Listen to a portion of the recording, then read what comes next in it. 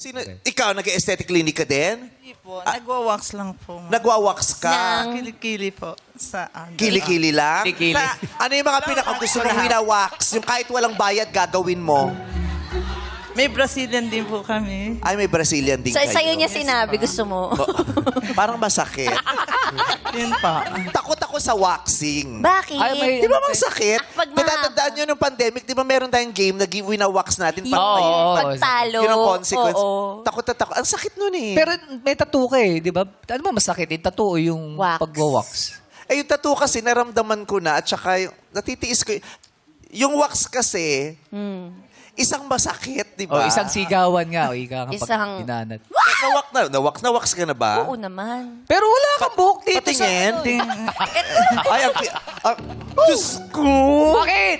Makinis mo sa mukha. Pati di ka Puti. magpa-makeup ng kili-kili, tapos ito ang ipiting mo.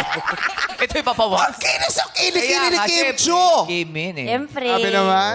Oh. Bagay kasi Chinese ka eh. Oh, ikaw, ano bang lahi mo? Ganito kami sa La Union dati. Kasi nagtatanim kami ng tabako doon.